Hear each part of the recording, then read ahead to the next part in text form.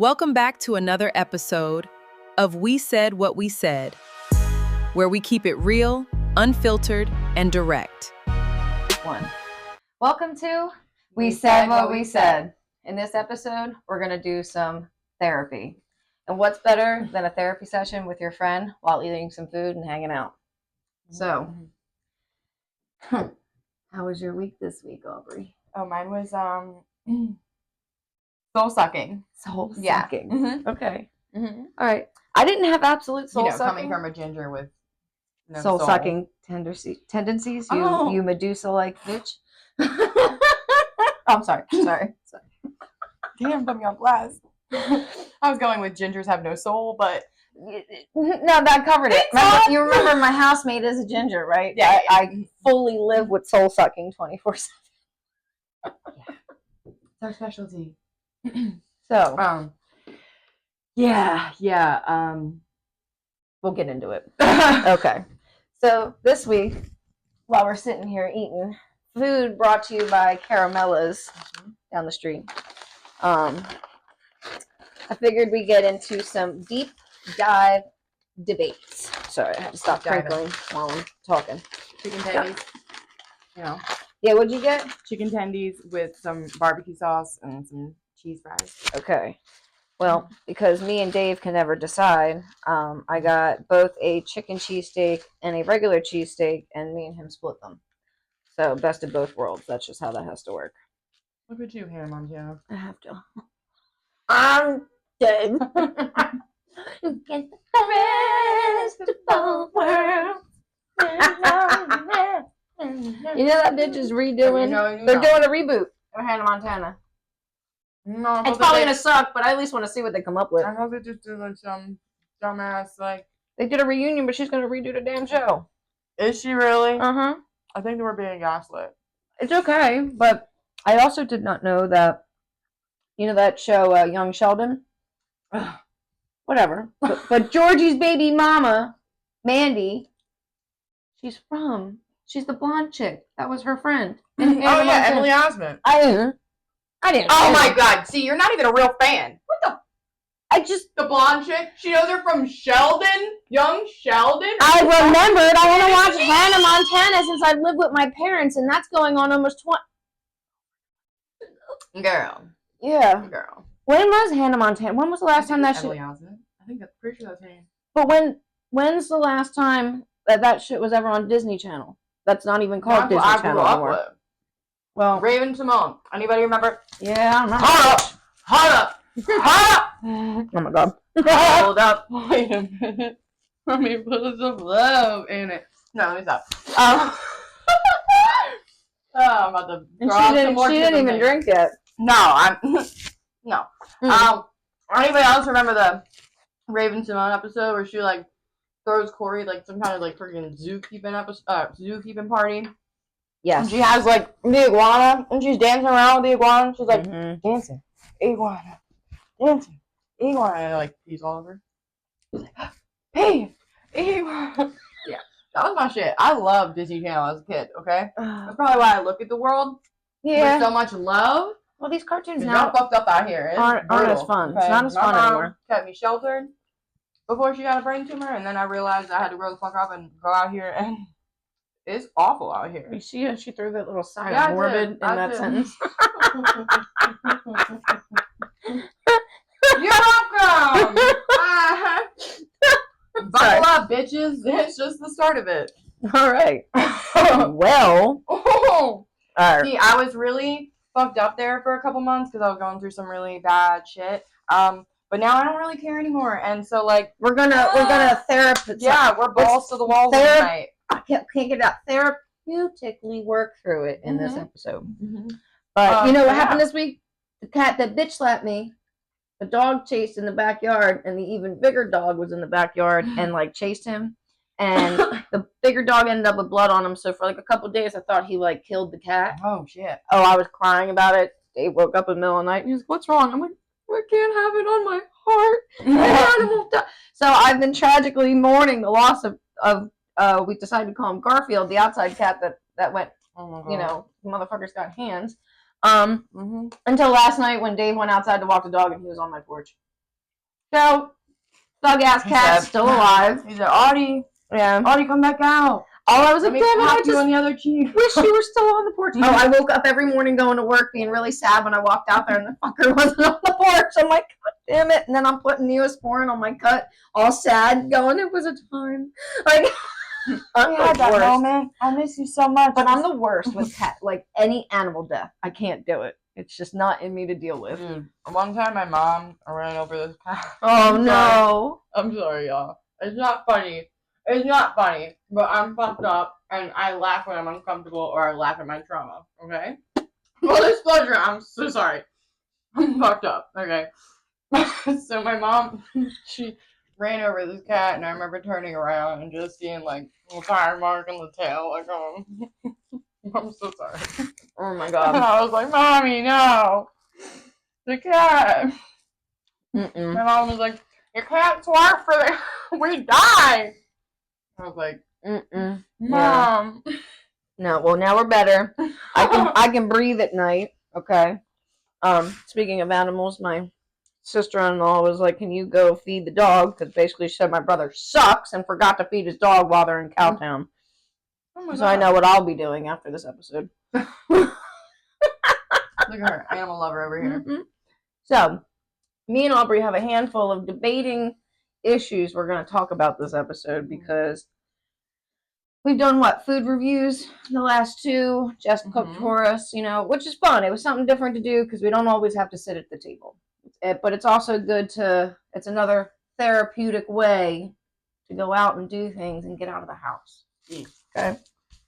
So, do we want to rock, paper, scissors, shoot on who's doing the first one? No goes.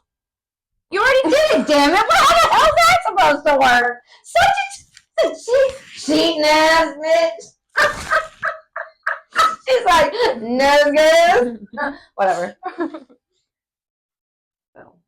Okay, I'm believing you. You can do it. All right, but I Like, not flip it into the cheese. Yeah, don't flip it in the cheese. Okay. Woo!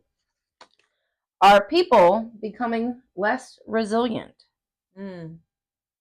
Yeah. It's scary out here. Well, I feel like everyone just rather give up and bitch about shit. Well, and I also feel like, okay, back in the day when you'd have like a guy who did like house calls and he would be like your plumber, your he'd like fix all the stuff in your house, and it was like one person kind of do everything. Now you gotta have like 10 people to do like it's just not like that anymore. Yeah. People aren't really like go-getters to go and learn a bunch of different trades or different things. I feel like we are so much more lazier nowadays, and I think that's also because of the way the internet has taken over. Social media has taken over. It's also changed the way that the world is. People aren't really as, I feel like, helpful or as like community wise as they think that they used to be. And I feel like, I don't know, a lot of people also kind of like compare or judge, or it's like a very opinionated, weird, really weird world. Everyone wants something to bitch about. Yeah, and we all just kind of like, not we all, but like a majority want to just kind of fit in with the next big thing instead of I bitch about things. Well, it's just like, instead of going out there and being your own thing, people want to just go into the next. And it's like, I don't know.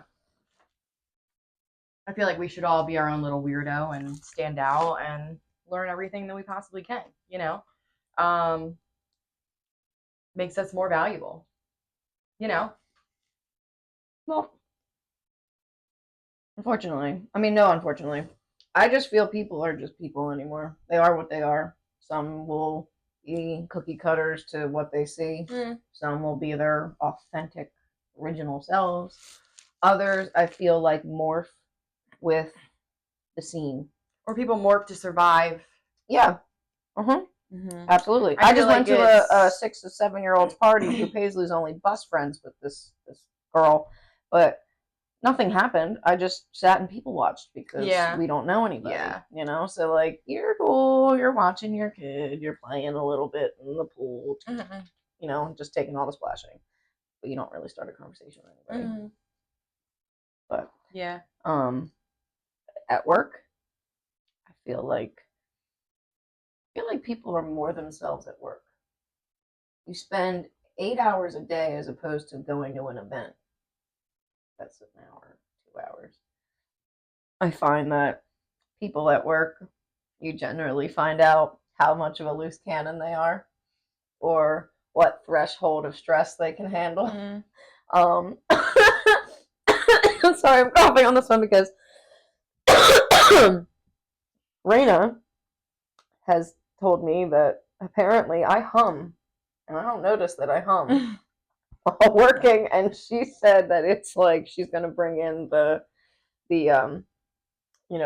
scream knife, and then turn around, because I forget what it was. I was like, oh, now I know what the hum was, but I don't know what the hum came from. It's so she turned around in her spinny chair and she was like, and she was like, I get afraid. And then and I'm allowed to share this because Cheryl told me I could. Cheryl in the next room is also a 5'3" buddy, just like me, okay? And she don't take no fucking shit. And she is not a morning person, okay? Well, Cheryl also hums. Oh my god. But her I forget what the fuck she was humming. If it was Mr. Softy or... Oh my god. Yeah, like... so Raina's like, I am literally afraid to be alone with you two sometimes because I don't know what either of you two are going to say. But I was telling Raina a story, and here comes Cheryl out of left field, and she's like, you tell me who that motherfucker is, and I'll tell him what the fuck's up. And like Cheryl's like in her 50s, and not that means anything, but it's just to try to set the scene. And she absolutely scares the shit out of me. Like, she would be the one to come through and hike a football player out the fucking way and be like, move, bitch. Yeah. And I love watching every last flipping bit of it. Yeah. I love when old ladies get like mad. Mm-hmm. You know. Mm-hmm. Yeah. Well, she's recently told her, because she's divorced, Mm-hmm. so she's doing her thing. Mm-hmm. She actually just went through and got her last name back. Nice. Mm-hmm. Nice. Hell yeah. So the men that she's dealing with, I feel like the way she said it was, they all have a benefit because she notices what they do. They're not loyal to her because she's picked up on things that they've done, or I'm not messing around, but she can see what the fuck they're doing. Mm-hmm. Anyways, but she told the one motherfucker, she was like, "Yep, don't have time for you. Totally block. No disturb." Da da da. And I'm watching her, and she's like, "Fuck that motherfucker.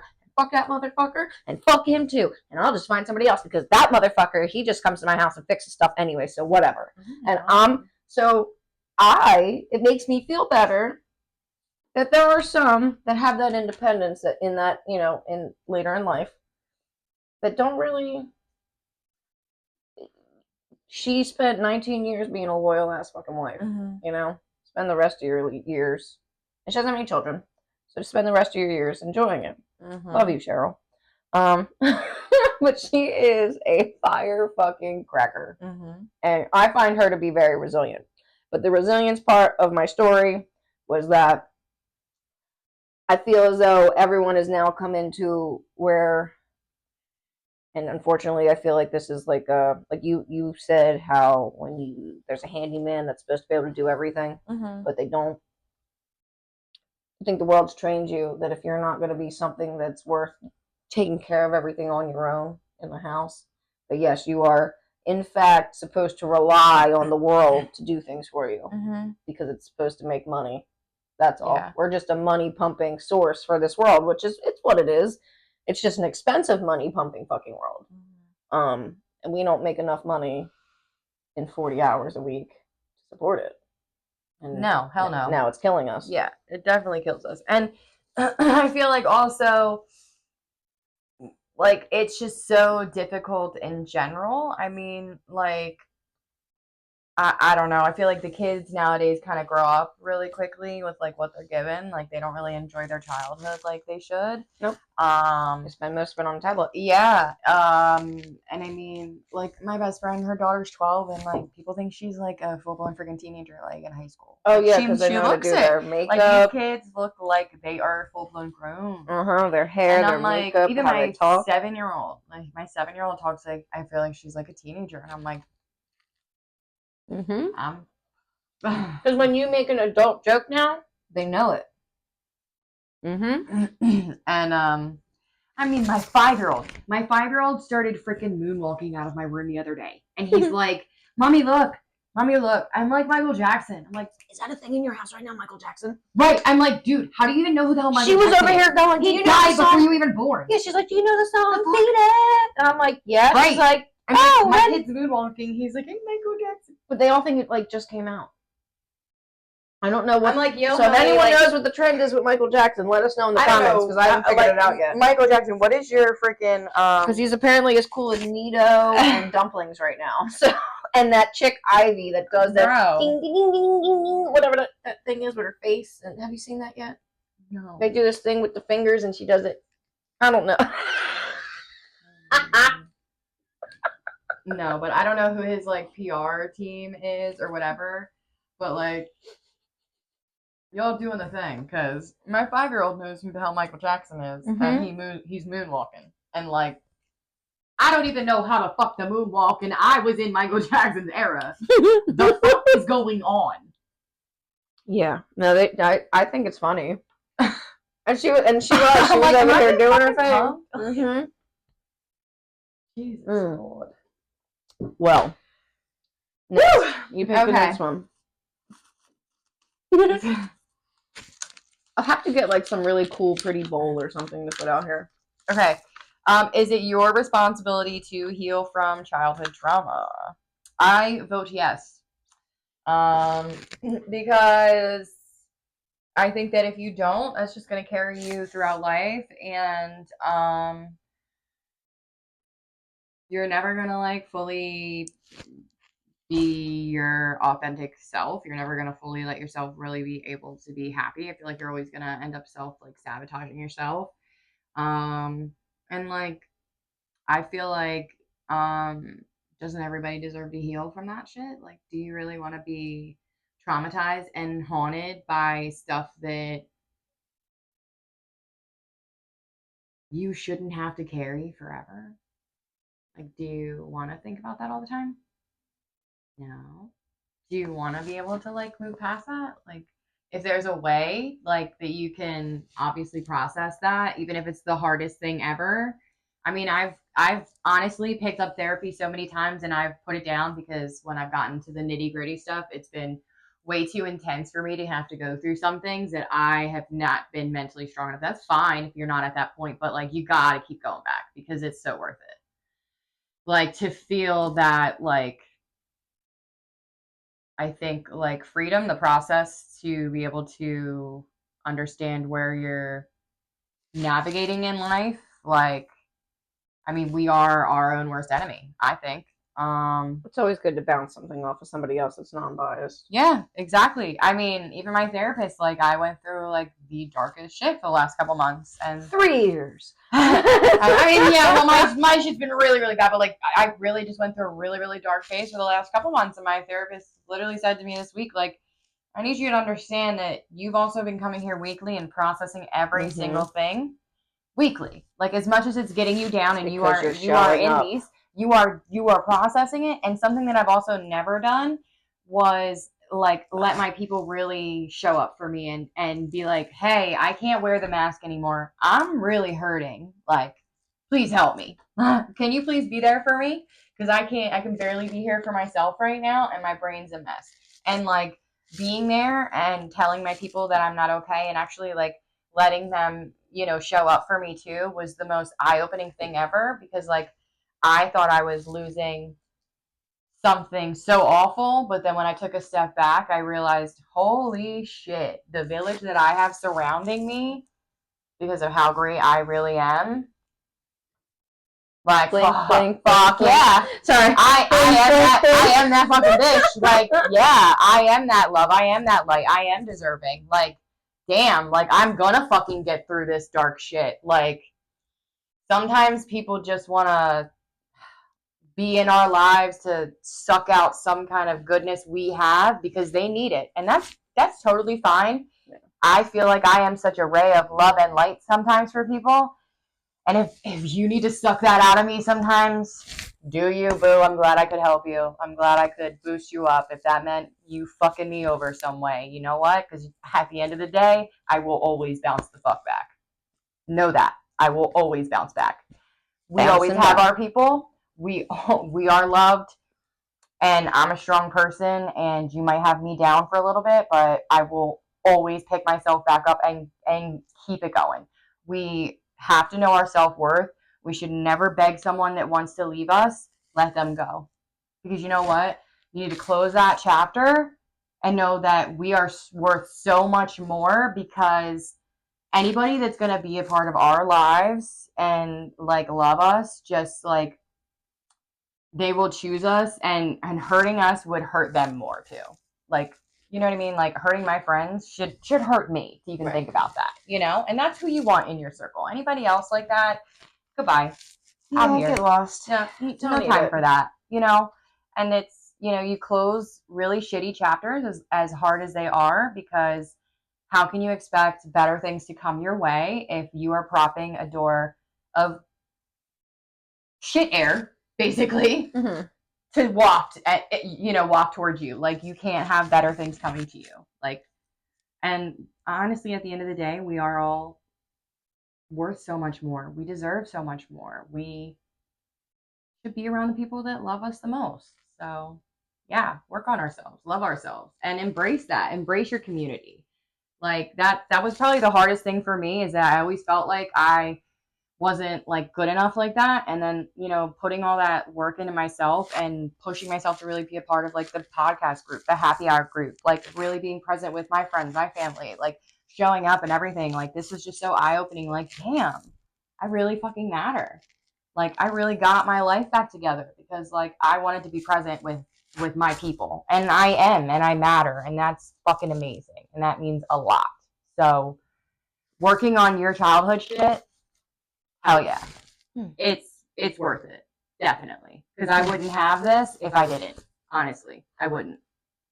I'd still be that 396-pound unhappy person, hermiting in my house, still in an unhappy marriage, not making any steps, probably still eating myself to death, and wanting to die every fucking day.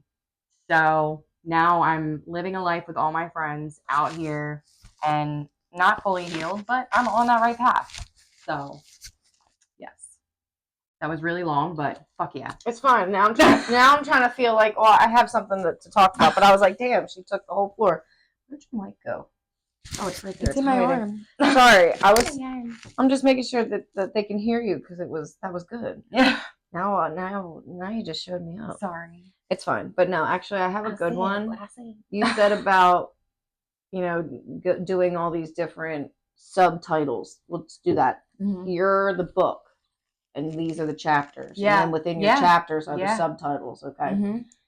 I sent into the group chat the other day a video, because everyone knows by now Bunny and Jelly Roll have divorced. Yep. Now, amicably, which is cool. But I saw, Dave showed me a video last night at his concert. He said everything she said on her podcast is true. She didn't lie about a damn thing. Go listen to it, and there's all your answers. So I listened to it, and she made a good point about pouring back into herself. Mm-hmm. She said she found herself after all the things that she's done, and there's nothing wrong with wearing sweats, but she wasn't doing her makeup anymore. She wasn't doing things to the way she always did them to make herself happy, because it was giving her more time to sleep, or more time to spend on somebody else, or to get to work, or to do this and yada. Yep. So she talked about pouring back into herself, and I thought about it in this way. I was going to do cups, but we started eating, and I'm getting old and my brain forgot. Okay, so I'll do it like this. Okay. You've got home, work, family, animals, chores,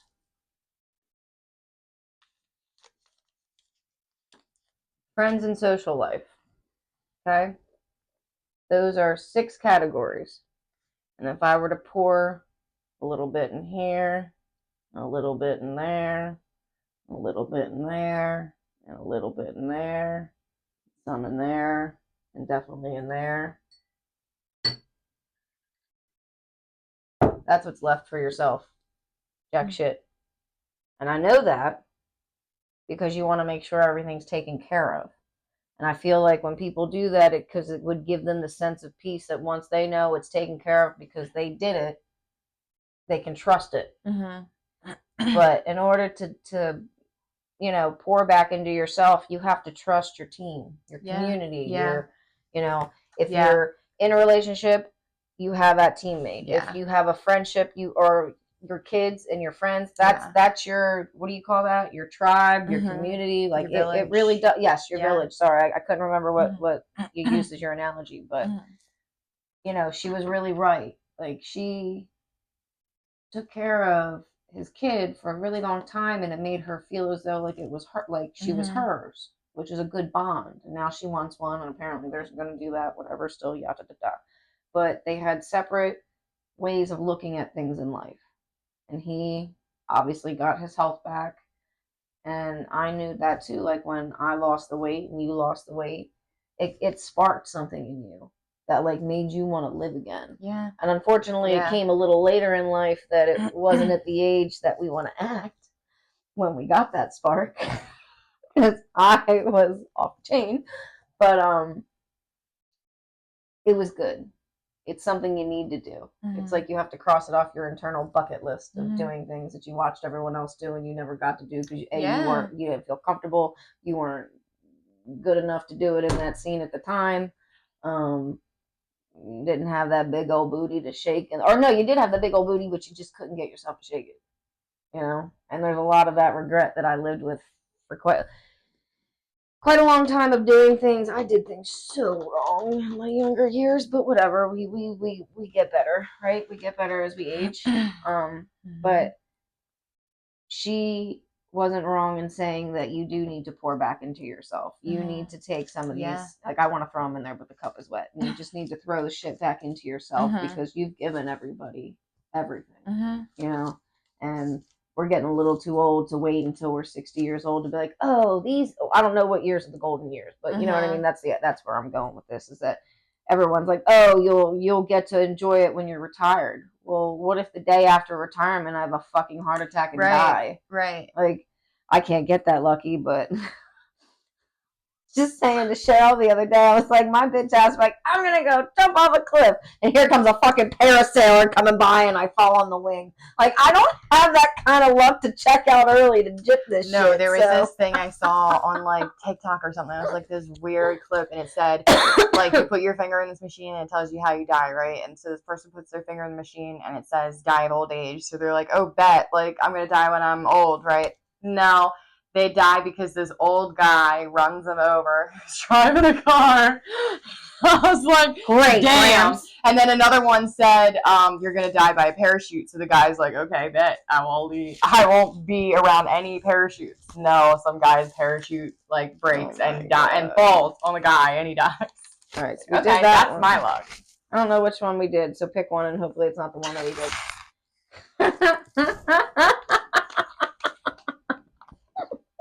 Oh, I just did it. There we go.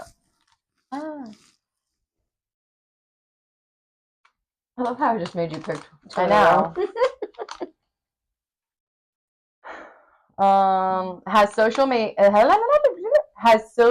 media made us more connected or more lonely? I think that social media is for the devil. No. Great, here we go.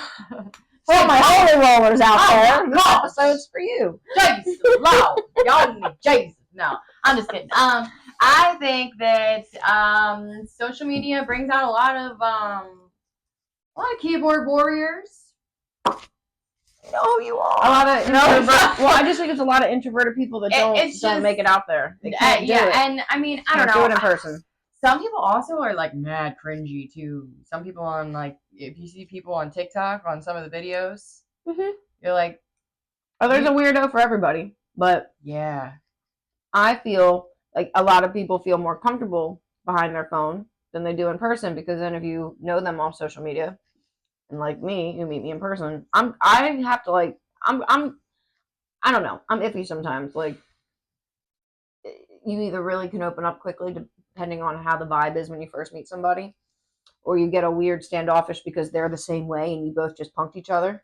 So then you just end up not fucking talking, and you two probably would have vibed off the, like, literally off the rip. Have you ever had that happen and you didn't find out till like maybe in next time meeting them that they were really fucking cool? or sometimes Okay, so it's a you thing. No, it's an me thing too. that I'm like, But no, but now that I'm getting older, I should have made this like a topic. But the things that you find that you let go in your 30s, because we probably should have let them go when we were 18. You know, like these really hard, like people that are like, oh my God, I have to be like friends with this person because of. Fuck that. I don't have to be friends with any person. I'm still probably fucking cooler than them. I've always been cooler than any of you. I'm sorry. facts. And if you don't know, now you know. Okay. Yeah, homie.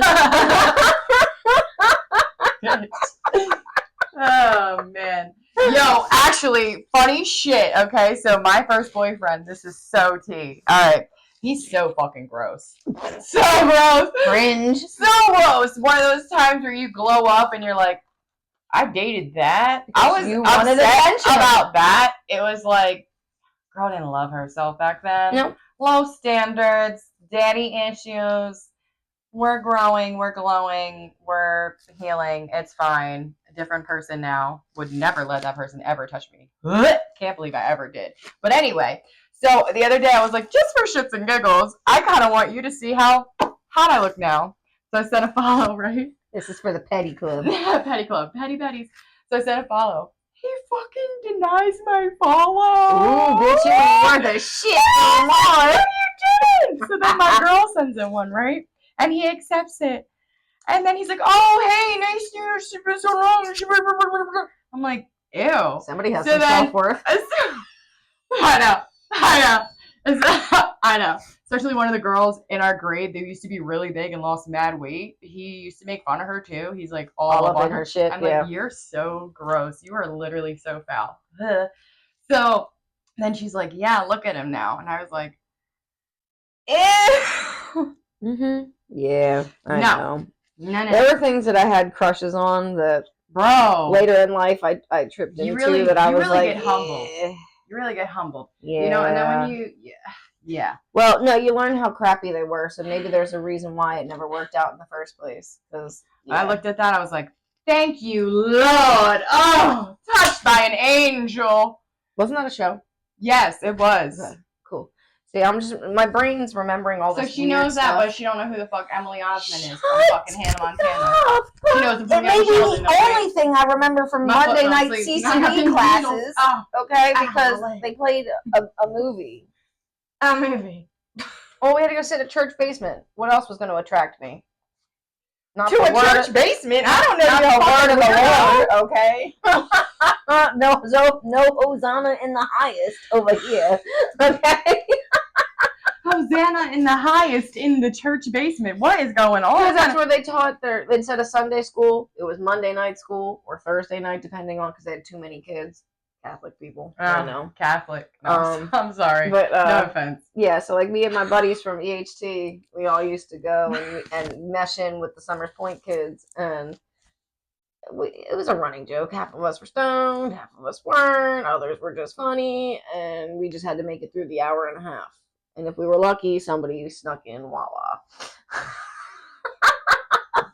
Yeah, give me that shit. Yeah, but I'm not a very religious person. Now, granted, I will not lie to you. I probably prayed to God all week long that fucking cat was alive. So if it worked, it worked. Thanks, man.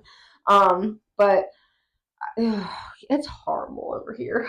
I was the worst Catholic ever. I'm all like in the middle of the church, like staring at the. My ADD's got me. I I'm went to staring Catholic church one stained time. glass I windows. just can't do it. It's Yeah. too much up, down, up, down. I don't know what the hell's going on.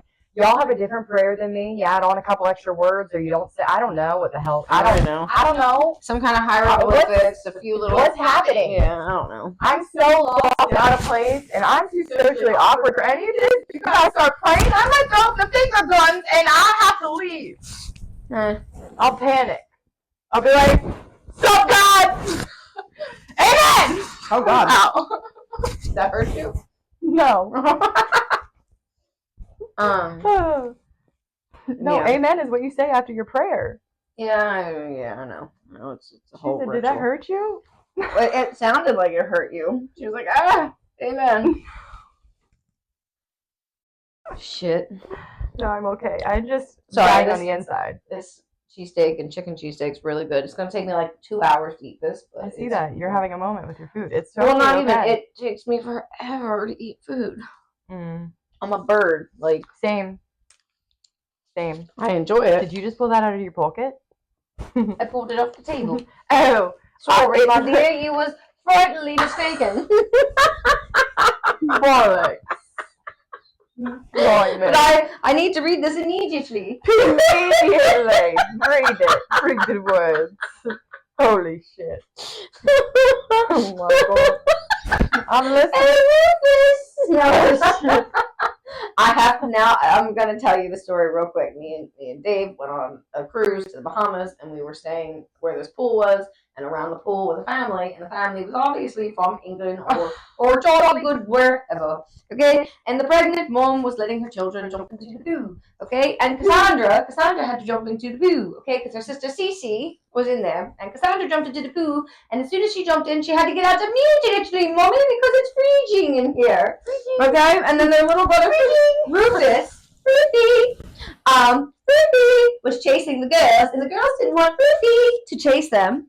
So the mom was like, "Oh, Rufus, come here!" And then Rufus came over and proceeded to stare at me and Dave while we're laying in the cabana. So Rufy was a little awkward, but it's giving me like Aristocat vibes. Oh, the whole damn trip, me and Dave couldn't stop speaking in this goddamn fucking accent, and then I came home and started talking like that forever. When I first busted out my British accent, when I first started dating Dustin, he was like, "Dude, I wish I would have known that your British accent was so good because I would have made you talk like that when you met my family." I was like, "Fuck, I should just do that all the time." Immediately.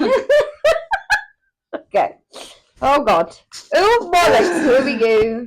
I think I'm gonna do it for the rest of the episode. Fuck yeah, darling. What's the hardest lesson in a relationship? I didn't read that right. What's the hardest lesson a relationship has taught you? You did it. I win. I can read all right. No, I'll answer this one as I stutter. Okay. The hardest relationship or lesson in a relationship is how I should say it. Okay. No matter how much you love and care about somebody, it may not fix your situations. Okay? It may actually end up draining you and killing you, whichever comes first. So if you find yourself in a situation where you think that love is just gonna guide the way, and now sometimes that does work, but if you're like talking about I've been loving this motherfucker for like 10 years and he hasn't gotten a job, he yells at me, you know what I mean, like all those things, like, or a family member who has had troubles or struggles, there's only so much that love can do. And that's a big lesson, you know? Mm-hmm. And you can only do so much for somebody, no matter who they are. Because in life, you actually have to end up doing things for yourself. That's a part of growing up and learning. But I find that people stay in situations because they think that the love and the spark that you had in the beginning is going to fight the way. But you need two people in a team. That was cute. At least it wasn't a bug. I know. First I was like, girl. I was like, you're fucked. I know. It's middle late. Oh my god. But Sorry. no, you're fine. But that's a big lesson for people, because I have watched a lot of friends, coworkers, acquaintances deal with things in life, and you can tell that it hurts them. Mm-hmm. You can see it all over them. Yeah. But they just do it because like you're Yeah. supposed to. Yeah. Or there's some unwritten rule that says like I must deal with this. Well, I think it's also because Oh, well, I think that was a good question for you, because again, you are going through your divorce, and here we go. Okay, so my time to shine. Traumatized ass over here. Okay, so for me personally, I am such a lover girl, and also in this whole process, what was probably the hardest thing for me to process through this is like my 3 main biddies seeing me in so much fucking pain. Not even through what I was just going through, but also like losing myself in my marriage for so long too. You never want to see the person, like your best friend or somebody that you love, lose themselves like that. You don't want to see somebody that you love in pain like that. Especially me personally, people that I love you fucking hard. I'm a ride or die person. Okay, if you're in my circle, I'm in that fucking mud with you. You need me, I'm there. Okay? You find an air tag in your car. It's me. I got you. Like my 3 biddies, if they tried to leave me, I'm knocking at your fucking door. I've got a boombox out there. You thought we're in this bitch. Like no, like I'm in there. Okay. The only reason you're getting cut out of my life is if you really do me fucking dirty, or if there's absolutely no reason for me to have you around. Like basically, you know what I mean? I'm a good person. I like good people around me. I like the vibes. If you cause an energy sucking situation, you're coming out. That's bye. I don't have fucking time for it. Nah. It's about a family fucking unit up in here, and if you can't be a family fucking unit, you gotta go. But like my main girls they love me so much they don't want to see me in pain. It hurts them and breaks their heart. Like my one girl was like, to see you beg or to see you this fucking heartbroken, like she's fucking bawling her eyes out, which makes me cry. But like as much as it breaks your heart for your friend to go through that, one, don't fucking leave them. Okay, that's shitty. Okay, because I've had friends that do that too. That's really shitty. To punish a friend when they're dealing with something just because they have to go through that process themselves is a shitty thing to do. Unless they are purposely fucking hurting themselves and putting themselves in harm's way, it is still shitty. But we all have to go through our processes ourselves. My friends knew that they could not fucking make this decision on their own or for me, whatever. Like I have to do it myself. And I'm the type of person, I'm an Aquarius.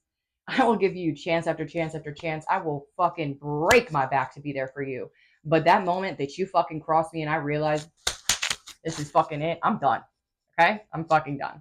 And that's growth. What I have to get to. Growth, adulting. Yeah, this is what I have to get to. But at the same time too, I'm also that hot-tempered girl that I went through all of this stuff and I've been done so dirty that I could have looked this person in the face and tore them the fuck apart. Made them feel the smallest, most biggest piece of fucking shit ever. But what does that give me? Makes me so upset, angry. My blood's boiling. They leave me on red, or I don't get a response that I want. What the hell does that do? No, that basically ends up giving them the justification to be like, oh yeah, fuck them. I made the right choice. No, you know what? I'm leaving you right where you should be left. You don't know what love is. You can't even love yourself. You don't even know who the fuck you are, okay? That's not my problem. You go figure out your shit. I gave you nothing but genuine love. I will always be that fucking person, true to myself. I handled everything with grace. I handled everything with a lot more fucking patience than you ever fucking deserved. And I will move on from that. Because you know what? At the end of the day, who these people end up turning into is not the people that we thought that they fucking were. So we can grieve who we thought they were. That's totally fine. But we need to grieve that. Because who they show us they are is who they are. Okay? How they breadcrumb us. How they ghost us. how they treat us like we are a fucking burden after we did nothing but move mountain and earth for them. Fuck that. Okay? No. No, no, no, no, no. If you really care about us, you show that. You don't just say it, you show it. You back it up by actions. And like the thought of hurting us should hurt you. Like we're not for this It fake should, love but for bullshit. some people it doesn't. No. It doesn't even phase And them. like you need to heal yourself if you think like going through something or you're overwhelmed or whatever the fuck and you want to ice yourself out or be avoidant or whatever. Grow the fuck up, okay? Stop being a fucking coward. Everybody has fucking shit that they go through. Stop being a bitch. Stop being a bitch. Do you know how much shit I'm piled with every fucking day? I got my podcast people. I got my happy hour people. I got my girl and all her family. My other girl and all her. You're slightly scaring me. I'm sorry.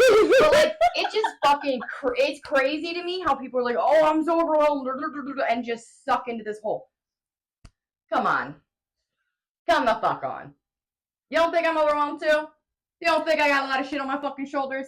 I literally got no fucking family, okay? My mom is handicapped in a fucking nursing home. I got no dad. I got no siblings that I fucking speak to. I have friends that are my fucking family. I have a fucking job that I'm busting my ass at with 2 children that are watching me trying to pick my fucking life up and make something of it. Yeah, because that's the thing. When you got kids and you gotta like try to put on an act to like keep shit going. Exactly. You know? Exactly. Like, I don't have time for anybody that just can't fucking own it. If you don't want to be with somebody, fucking say it. If you're fucking around with somebody or like, I don't know, just have the balls to own your shit. It pays okay? to be honest. It pays to be honest. It like, don't say like, oh, hey, I think that there might be something with you, but oh, I don't know, or oh, blah, blah, blah, blah, blah. And stop. Fucking stop. If you want to be with somebody else, fucking say that shit. And I'm so over the way that Ruffles and this open world relationships are a thing right, these days. exactly. People will be like, oh, I think there's a future with you, and then gaslight you or treat you like dog shit for 2 fucking months just to be like, oh yeah, no, nothing. You're worth fucking nothing. You worthless. You're so worthless. Oh my god. Like, okay, you know what? The trauma that you guys all fucking dish out is disgusting. Okay? Heal yourselves. Learn how to fucking love yourselves. Like, it's really sickening what you guys fucking, like, do out here, what you think is, like, okay. You know, if you're not ready, you're not ready. But, like, the love bombing Nazis, all this crazy shit. Just, it's sick, okay? I just don't like that shit. It's not for me. I've lost myself in multiple fucking relationships. I have put myself on the back burner for multiple fucking people. Not happening. Not happening. You know what you do when you go into a fucking club? You pay a cover charge. Okay? So you know what? I'm not accepting anything less than what I deserve. Them pay a cover no, charge? I'm not. But I'm just saying, like, I have standards. Like, I have standards. I should. To pay a cover charge is something. No, I'm kidding. You are the first, guys. I mean, like, it's, you know, you have to have standards. Like, you have to have boundaries. And it's like, how can I expect, like, what kind of person I want to be in my life if I'm not also putting myself up to that standard as well as myself? Like, you know, like, these things also show us that we need to learn these lessons ourselves. Like, it's also the fucking nude shit that's out here. Like, no, I'm more than my body. Fuck, I don't need you to see my titties. Why don't you talk to me? Why don't you have a fuck? Like, oh my god, it's so stupid. This world is so crazy. It's just nutty. No. So, no. All these relationships just teach you fucking be alone.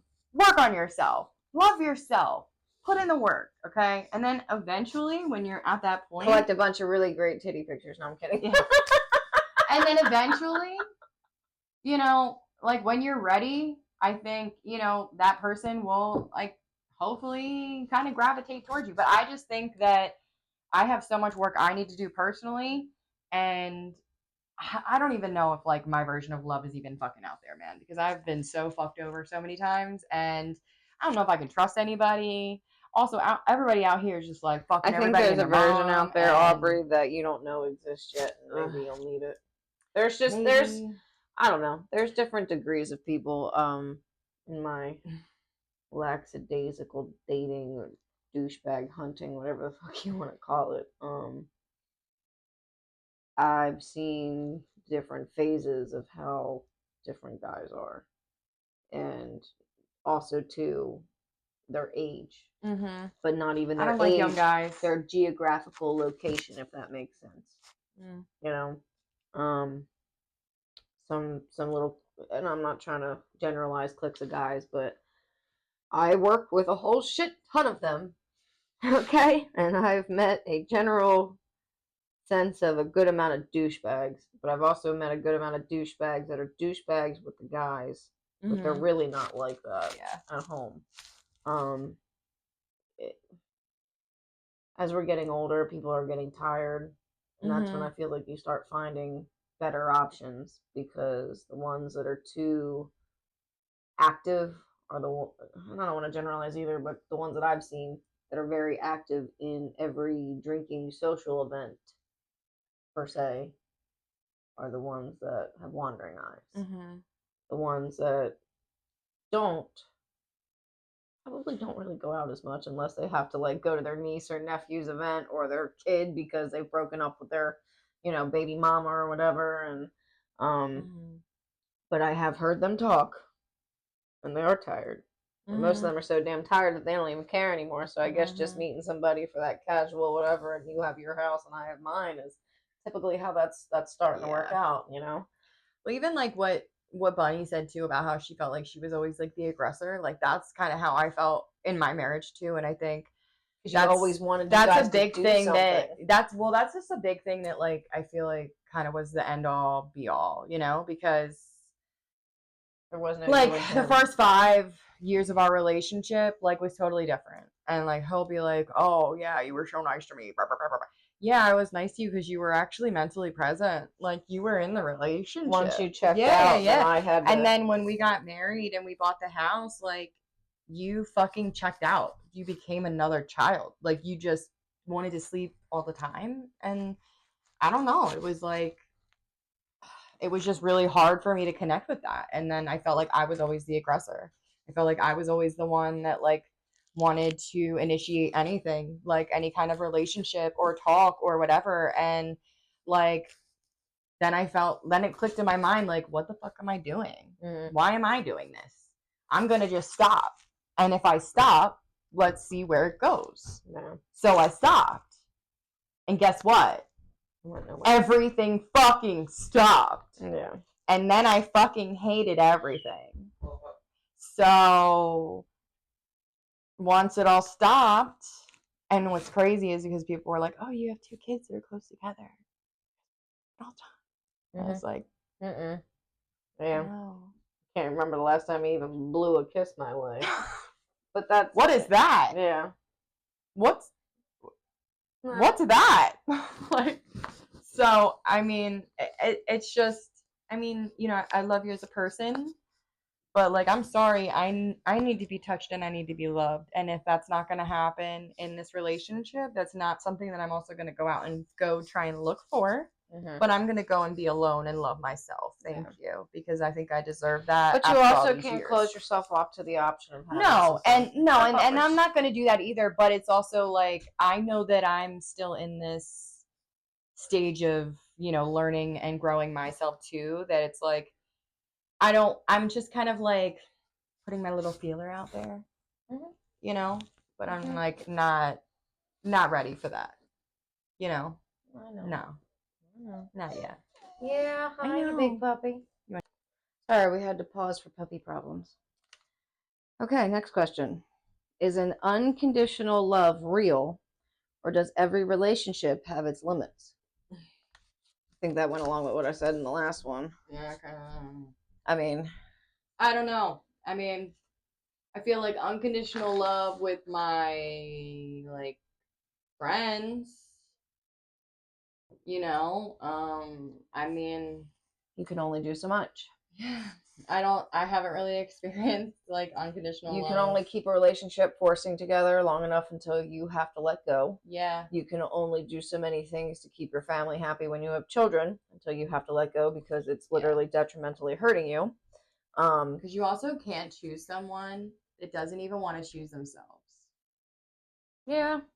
You know, Can't or like, make you know, them you can't want to be a human. Yeah, like, I mean, you can't. Hold on, let me rephrase that. You can't be upset that someone doesn't choose you when they can't choose themselves. There we go. Because they don't know how to be alone with themselves because they have those issues, you know? Yeah, I think it just sucks that, like, there's a limit to what you're willing to put yourself through. Yeah. Like, there are some things in a relationship that you have to eat. You know, like everyone has a past. There's a before you and an after you, so you have to eat some things. Is it acceptable to ask your partner to change certain things in a relationship? I think that depends. Is it something that is detrimental that would benefit them, or is it something that annoys you that you just want to change because you can't accept them? That's that kind of question. I feel like certain things could be changed. Like, I don't know, like your mentality, like if you're trying to do like a growing. Well, yeah, if you want someone to grow. Yeah.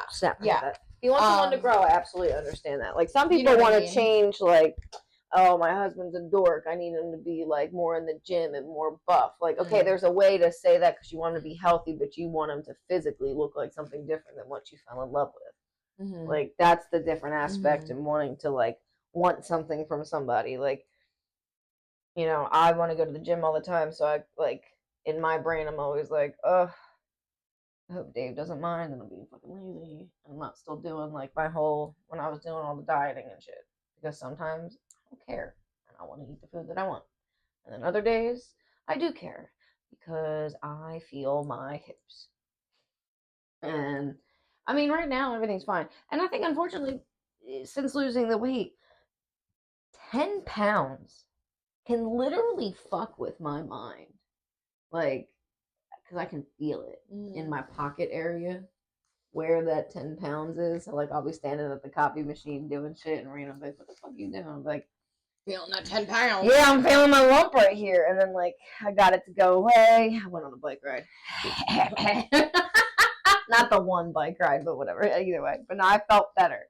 Like, because I just haven't been doing shit. Like, I needed to figure out. I used to go to the gym at 5 o'clock in the morning. But unfortunately, having to have the new responsibility that I do at work, and to get out, because the fucking gym doesn't open until 5 a.m., right, which sucks. If it opened at 4, it'd be a little bit more beneficial to me. But it opens at 5, Planet. So I get in there, get an hour workout, get out at 6 to try to rush home, get a shower, feed the dog, do all this, and get to work by 7. Now, granted, it is only right down the street, but to rush and do all that in the first 2 hours of your day, I feel like mentally drain you already. But I need to do one. When I come home, in my mind, I would like to go to the gym. Yeah. But I need to come home, walk the dog, make sure dinner's done, so that when he comes home, dinner's ready, we eat, and then have a sufficient amount of time to watch some TV and sleep, or talk to each other, or, like, maybe do house chores, which slightly lack these days because it's just us when the kid's not here on the weekend, and it's like, whatever. But I feel like now I understand when I was younger and I had older friends, like, they were like, oh, whatever, like, I'd rather be home, blah, blah, blah, blah. I totally understand that. You know, to go out anymore and, like, make an event, that a plan that you forgot that you made, fuck, I have to be a human today. You know, there's a lot that comes with that. And then, like, with you and your kids, and then events with the kids, or, like, friends' birthday parties, or family members' events that you need to take the kids because you have to take the kids. Because it's not just you saying, no, you gotta take the kids. Yes, it sucks. Yes. Or it doesn't suck. It's just a lot. Yes. You know? And then doing all that, and to still be broke, and I was born to be rich, and it just didn't happen that way. Yeah. Yeah. Yeah. Yeah, I mean, and also it's hard too because like we're down to like one car because I'm helping like him right now with his car. So like that's Sorry, I want to be a man hater for you right now. Like, bitch, no, I know. But it's, I mean, at least, I mean, granted, with everything going on, at least like I think that this situation could be a lot worse between us, though. You know, it could be. It could be. It could be a lot fucking worse between us. You know what I mean? Because like at the end of the day, I'm the one who wanted it. And like it could be a lot worse. I think that we're very cordial. It is awkward at sometimes, but we're very cordial. I think that we're very grown for the children. I don't wish him any ill will. I'm still a grown adult. I'm still always going to be there to help him. I mean, is it annoying sometimes? Whatever, but yeah, like whatever, because it's inconvenient sometimes. Like, you know, of course, I don't really want to use him to use my car sometimes, but what the fuck ever. Like, that's when the petty Betty comes out. You're like, but I mean, it's also because like you know we're still in the same like I mean I'm trying to sell the house, like we're still in the same household stuff like right now. So you know, and I mean at the end of the day, like I think he would. Anyone wants to buy a house? 300K. What's good? What's good?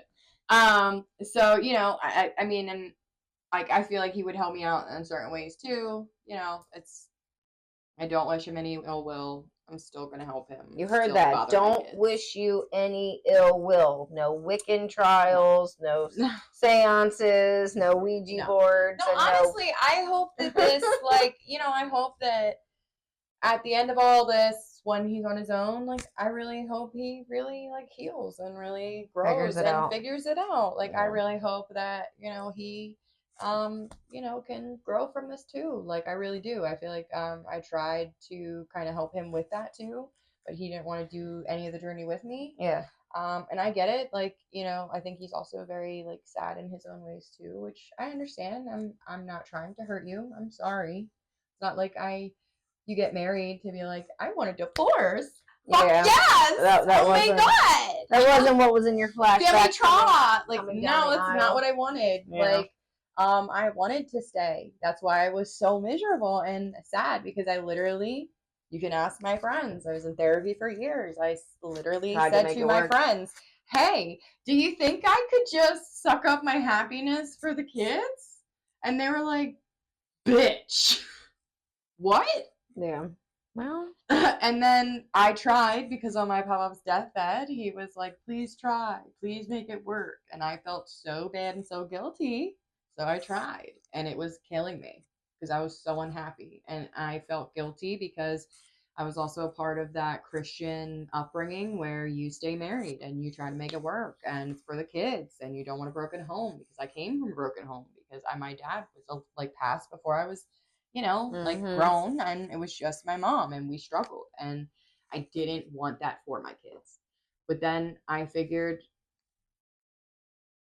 I'm fucking dying in front of my kid's face. And they're gonna notice. They're gonna notice. Like, yeah. If it's either a 396-pound woman who's fucking dead inside in a shell of who the hell I was as a human, or me now, under 200, and like I literally just weighed myself the other day. I'm 189 now, and I'm living my life way more fucking happier. Actually taking them to the park, taking them to go do things, like being way more active. Yeah, I think that they'll take this life with me over that one any day. So you know, working on this and making it a healthier environment and pushing for that. Yeah, that's what I'm gonna do. So I mean, like I know it's not ideal, you know, but at the same time too, like. I'm cordial with everybody, you know, I was just at his brother's house for like a barbecue just like last weekend, and I was like, hey, like, I don't hate y'all.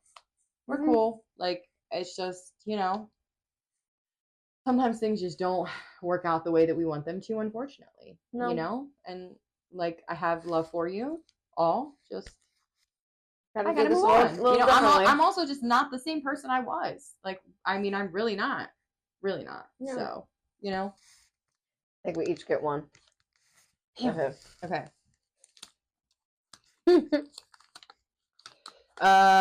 Navigating Mother's Day and Father's Day without your parents. Yeah, so Father's Day is Sunday. But like, I mean, it's hard. It's hard for both of those holidays for me because my mom is handicapped. And it's very difficult for me because like being a mom and like wanting my mom to be present the way that I would love her to be, and I know she would be, is really difficult for me. For one, I definitely feel alone in that part of it as like motherhood ish, like because I didn't really have that village of family kind of thing. Like I have more of a village friend wise, I guess. And then like for Father's Day, I mean, I've struggled with that my whole life. I mean, literally when I was a kid, like, I mean, I was like made fun of like for not even having a dad. It's fucking sick. People are fucking gross out here. Yeah. And like it's hard that also losing my pop-up who was my dad, my father figure my whole life. Like, and I lost him in 2023 on Mother's Day. Ow. Um it sucks. Like it's also hard seeing I try to kind of stay away from social media sometimes on those days because it's difficult. Like and it's also hard becoming a parent because it's bittersweet. Like obviously I don't want to shit on that day for, for my kid's father.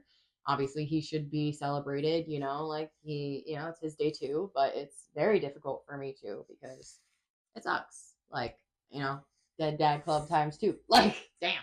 Yeah. And it's like you see everybody else's posts and you see everybody else's like lives with their dads and how they had all this love from them and all these memories with them, and it's like, oh man, I wonder what my life would have been like without or with them, or I wonder if I had just a couple more years with my pop. Like I wonder if what it would have been like if they could have seen me now, because I would have made them proud. Like fuck, it's hard. It's definitely hard, but I mean, my dad I think was the hardest because I was just a baby, so like I have nothing. Like I think one photo of him holding me and I was like screaming my fucking head off. If that didn't depict your future, And I don't know like what my I don't call them really my grandparents, but like my because I don't speak to them, but my dad's parents, they didn't tell him, like they didn't let the doctors tell him that he was dying from a brain tumor because my dad was in the Gulf War and the Gulf War was like all fucked up, so like he had a brain tumor from all the chemicals and everything, and they didn't tell him that he was dying. They wouldn't let him tell him. So he wouldn't, like, he didn't know, because if he knew, he would have written me a letter as well. Like, he was writing letters beforehand. And it was fucked. So my dad never even knew that he was, like, dying and never even got a chance to even, like, say goodbye to me as a baby for me to even have that to grow up with. So, yeah. Diane, you're a dick. Oh, God. Well, I have both my parents. So I don't have many of my grandparents. I never met my maternal grandfather. He died before I was born. My mother's mother, she died literally the day before 9/11. So I had some time with her. I spent time in Atlantic City and hung out on the streets with the kids. Oh yeah, that's my street cred right there. No, gang. My dad's parents, I grew up with them. They died in my 20s. I don't know. Wasn't as close. We used to do family things like, get together for holidays and stuff like that, which was fun. My grandpa died. That didn't happen much anymore. That was in like 2013. I don't have the kind of relationship I think I would want or wanted with my parents. Now, granted, there's not plenty of time, but there's still time to change that. My dad is tired. We all work together, so I see them for 8 hours a day. I kind of wonder if they want to see me any longer than that. I get to be kind of testy. My mom is not living her life the way that I would hope for her. She's kind of taken that. It's not a choice, but in a way, in my brain, it is kind of a choice. She allowed the weight to succumb her so much that she's just bedridden herself. So my dad waits on her hand and foot. My brother still lives there, so he fights with her all the time. Their relationship sucks. How old's your brother? He's 31. And He needs to build his house and get out of there soon. I moved out when I was 19. So I have a cool relationship with my dad. I can tell him basically anything. And I can tell my mom anything too. It's just her opinion is what kills me. Like, when I lost the weight. Now, granted, when I was bigger and whatnot, my mom would never let me leave the house wearing a tank top. That was a no-no because you can't. Apparently, you're supposed to be able to hide that you're fat somehow. Okay, like that was a thing. Was she trying to put a tarp on you or something? Yeah, basically at that point. When I post things on the internet, she's like, I forget what I posted, but I didn't have makeup on because in my 30s I forego and feel as though that sometimes I look pretty without makeup. So when I do so and go out and someone takes a picture and posts it, she's like, don't you mind doing your face before you go and leave the house? Dude, what? Yeah, she has called me about it before. She's like, I saw your post, and don't you ever remember to wear makeup? And I love her, but she's the old Italian from Atlantic City who never leaves the house or lets anyone see them without being done up. She's also, my mother was Miss Atlantic City. And after children, she gained the weight, and she never lost the weight, and she, she just doesn't let anybody see her. And I feel as though that was a big part in me not caring whether or not I have lost the weight or not. Am I going to spend my life being like my mom, never leave my room? Now, there was a part when I was in my addiction that I never left my room, and I was really happy. But I was fucking blown out of my mind. So what were we really going to go out in the world and show? Me falling asleep sideways? I don't think so.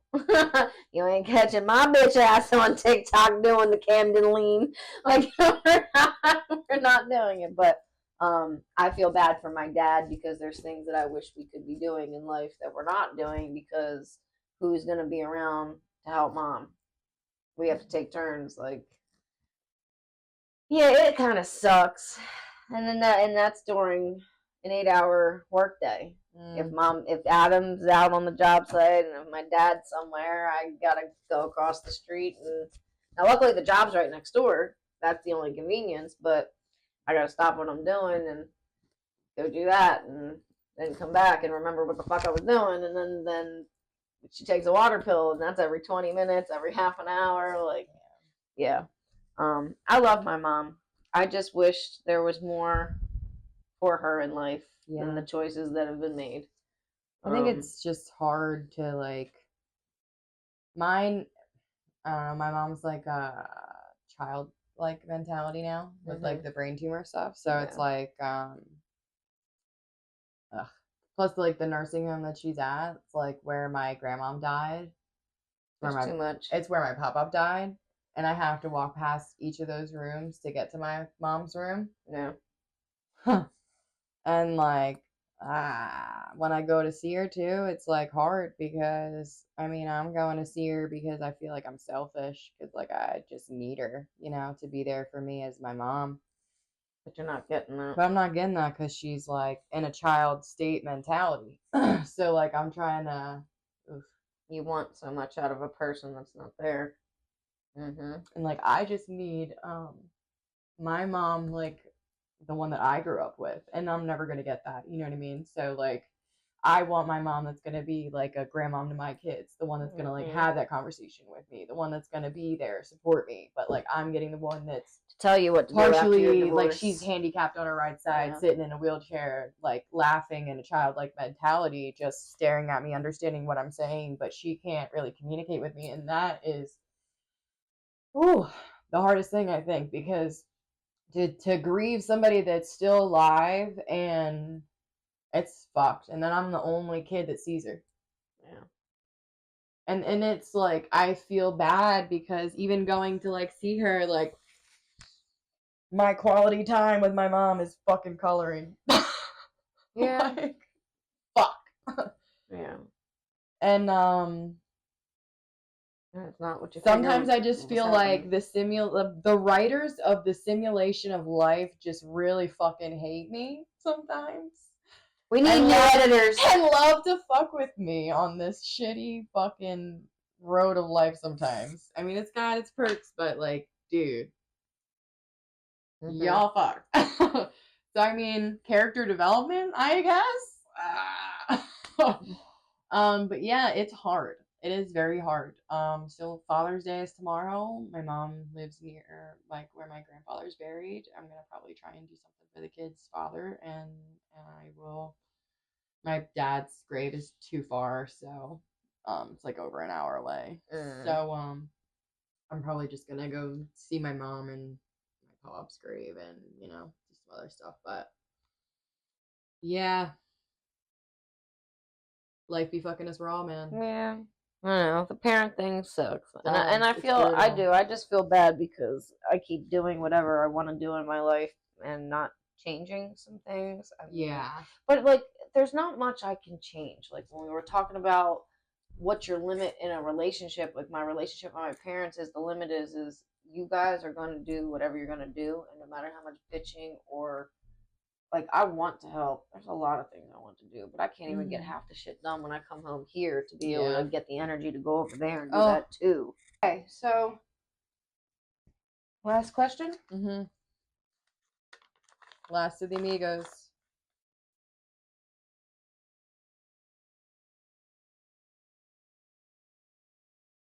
I think we already did that. We did. So maybe that was the last question. Right? I think it might be.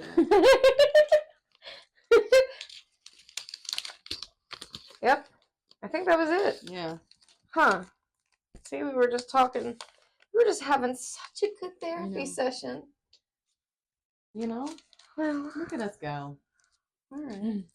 Made it through. No tears. A little bit of tears. Just a little. Little tear jerked. All right. Fine. Well. I'd like to thank you for coming to hang out. I was fucking buck wild today, guys. Sorry, but not sorry at the same time. I know. Sometimes I feel like after this, I'm always texting Audie like, "Hey, I feel like I was a little too intense." No, everything's fine. But no, like everyone was coming today, and life hits everybody. Like everyone had something separate that ended up happening, and I was like, oh, maybe we'll reschedule it. And Aubrey's like, no, coming over. So we're doing it. I have enough trauma for everyone. Okay. Yeah, I've got stories for days. we'll get on those topics, but I want to do those topics when we have everybody here because everyone's so eclectically fucking hilarious that I can't stand it and I love it.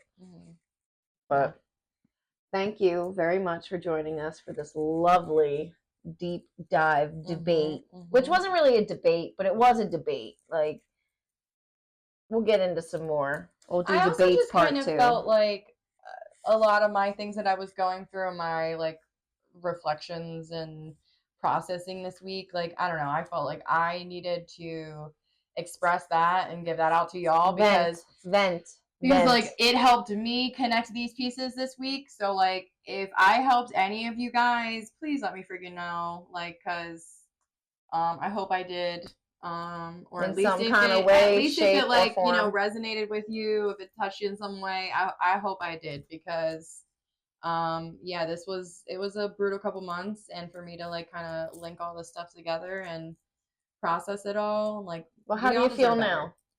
I mean, I feel pretty good. Since I've closed that door, I do feel good. I feel like I'm on. So you're leaving the table feeling okay today? I am feeling okay. I'm on that journey to definitely keep going up. I've closed that door. I feel like I was really kind of bitter for a little bit, but at the same time, it's like, can't be bitter forever. No, you're a disturbed person. You needed that. Hey, I am disturbed. You. Yeah, but, yeah. You needed that kind of love from me, which, like, cool. I'm glad you got it, and I hope that you remember that for a long time. And I'm gonna keep going. Yeah, and I'm gonna keep going. This is not the end of my story. It's only the beginning, and I'm gonna be fine. We're all gonna be fine. Everything will be fine. Well, thank you for joining us, and we'll see you next week. Bye. Bye.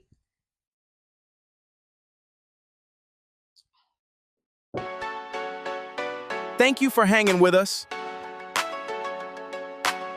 Stay tuned for the next episode.